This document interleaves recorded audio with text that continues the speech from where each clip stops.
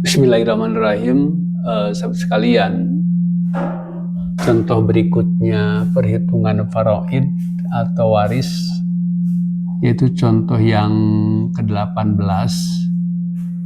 Di antaranya begini, ada seseorang yang meninggal, kemudian ahli warisnya itu adalah seorang istri, kemudian saudara yang seibu, dan saudara yang seayah.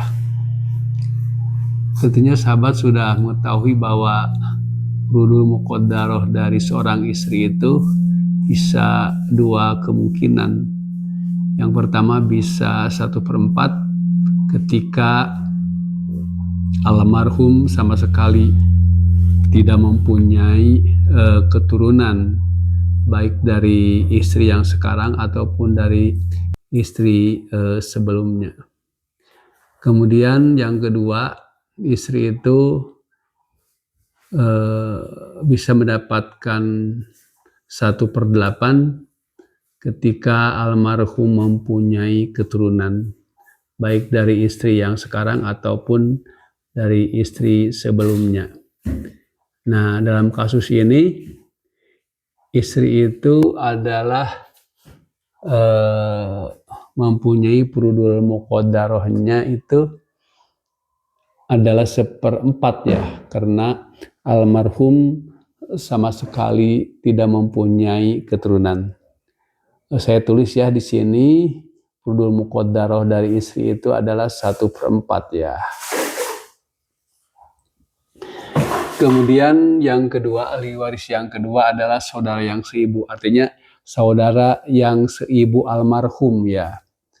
Jadi saudara yang seibu almarhum itu mempunyai furudul muqaddarah, mempunyai dua kemungkinan juga. Yang pertama, dia itu akan mendapatkan 1/3 ketika saudara yang seibu tersebut lebih dari satu orang, bisa 2, bisa 3, bisa 4, dan seterusnya.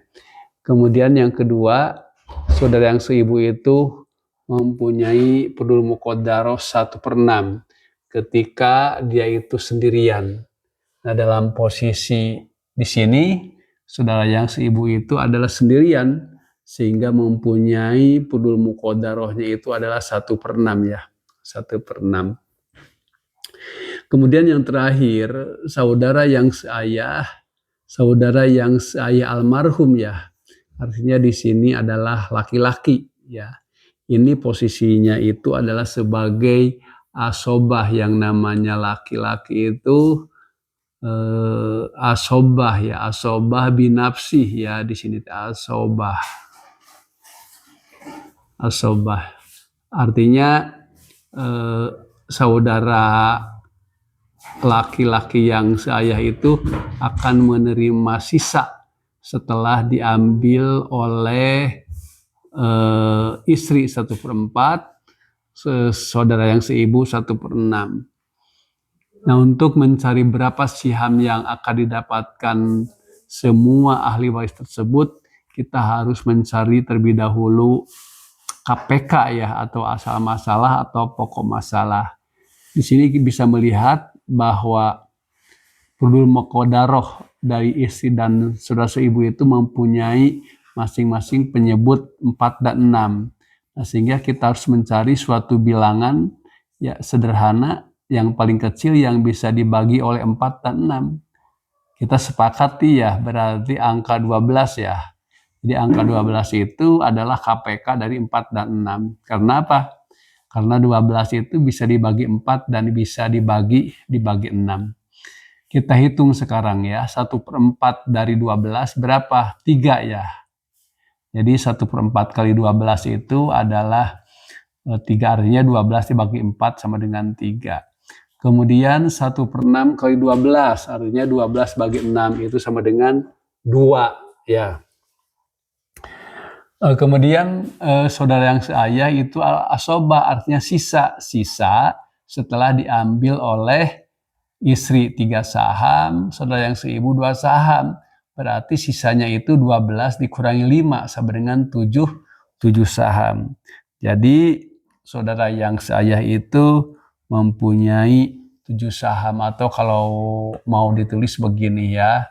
Jadi untuk saudara yang seayah itu adalah 12 dikurangi 5 ya, sama dengan 7 saham itu.